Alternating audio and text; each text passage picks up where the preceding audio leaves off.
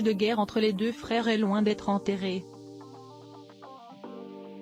Le 27 mars dernier, le prince Harry a pris tout le monde de court en faisant un retour express sur le sol anglais. En guerre contre les tabloïds britanniques, le fils cadet du roi Charles III a été aperçu à la Haute Cour de Londres pour assister au procès qu'il intente au Daily Mail.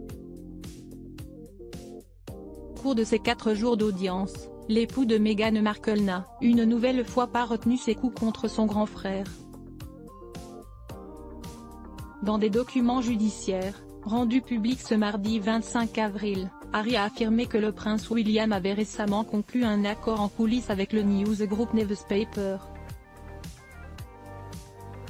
détenant notamment le Sun. En 2020, l'époux de Kate Middleton a porté plainte contre plusieurs médias du groupe, dont The Sun et News of the World, pour piratage de sa boîte téléphonique.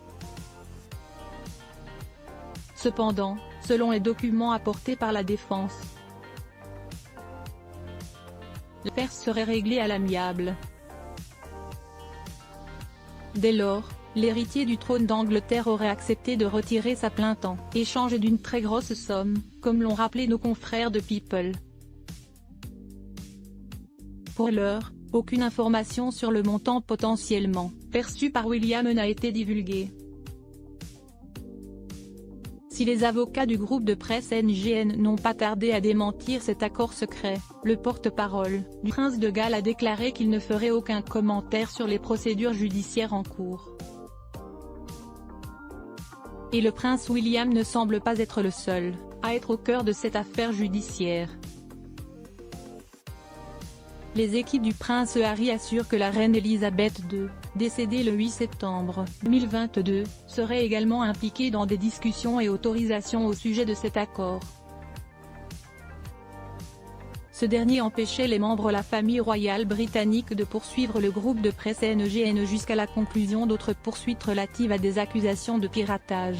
La raison était d'éviter la situation où un membre de la famille royale doive se trouver dans le box des témoins et relate les détails des messages vocaux privés et hautement sensibles qui avaient été interceptés, a révélé le prince Harry. Avant de poursuivre, l'institution était incroyablement nerveuse à ce sujet. Selon lui, ce deal a été un facteur majeur dans le fait qu'il n'y ait pas eu de plainte de sa part à l'époque. Des révélations qui risquent de donner lieu à des retrouvailles des plus glaciales, lors du couronnement de Charles III, le 6 mai prochain à Londres. Crédit photo, agence Best Images.